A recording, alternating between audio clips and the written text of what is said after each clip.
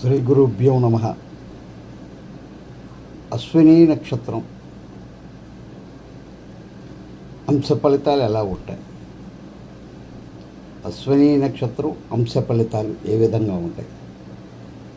అశ్విని నక్షత్రం నందు ప్రథమ పాదం కుజ భగవానుడి యొక్క తర్కాంశకు చెందినది కావడం వల్ల ఆ జాతకులు అంటే ప్రథమ పాదంలో పుట్టిన జాతకులు వైభవేతులు, భోగులు, యోధులు, లోబులు, పరస్త్రీ రతులు, చేతివాటం కలవాళ్ళు అవుతూ ఉంటారు. ఇక అశ్విని నక్షత్రం రెండవ పాదం శుక్ర భగవానుడిది భోగాంశ కావడం వల్ల ధర్మాత్ములు, మంచి తేజవంతులు, ధనధాన్య వృద్ధి కలవాళ్ళు అవుతారు. ఇక మూడవ పాదం బుధుడిది విలక్షణ అంశ అవ్వడం వల్ల ఈ పాదంలో జన్మించిన వాళ్ళు మంచి వైభవం, భోగాలు, యుద్ధాలలో గెలుపొందేవాళ్ళుగాను ఉంటారు.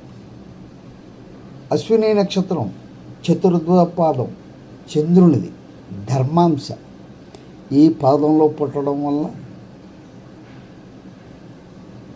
ఈ చతుర్థ పాదం వాళ్ళు అంటే నాలుగో పాదం వాళ్ళు దైవ పూజ తత్పరులు, నిత్యం ధర్మ కార్యాచరణలో నిమగ్నమై ఉండేవాళ్ళుగా ఉంటారు. ఈ అశ్విని నక్షత్రంలో జన్మించిన వారి జీవితం కేతు మహాదశతో ప్రారంభమవుతుంది.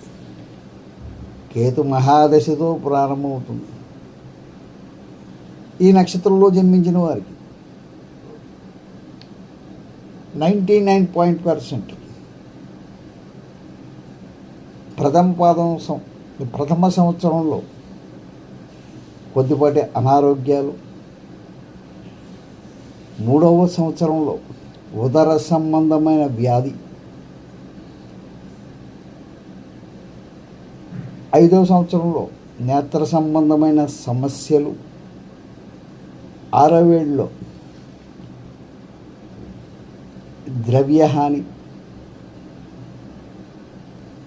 10వ సంవత్సరంలో కానీ 20వ సంవత్సరంలో కానీ మేహరోగం కలగడానికి అవకాశం ఉంటుంది. 21వ సంవత్సరంలో తీవ్రమైన అనారోగ్య పరిస్థితులు ఏర్పడడానికి అవకాశం ఉంటుంది.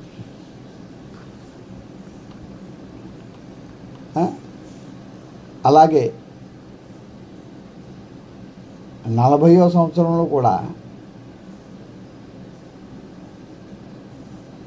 వాహనాలు నడిపేటప్పుడు కానీ ఏదైనా మొత్తం మీద ప్రమాదకరమైన పరిస్థితి ఏర్పడడానికి అవకాశం ఉంటుంది.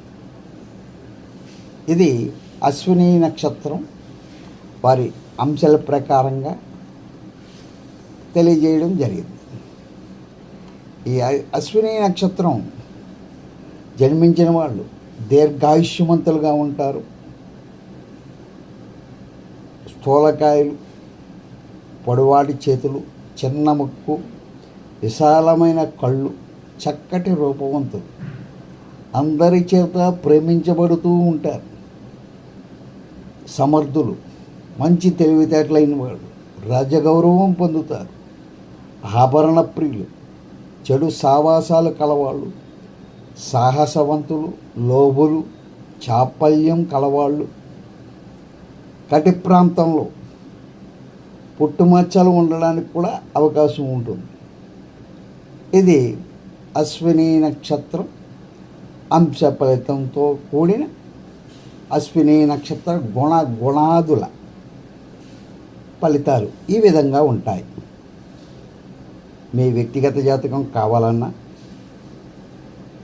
నవపంచక విధానంలో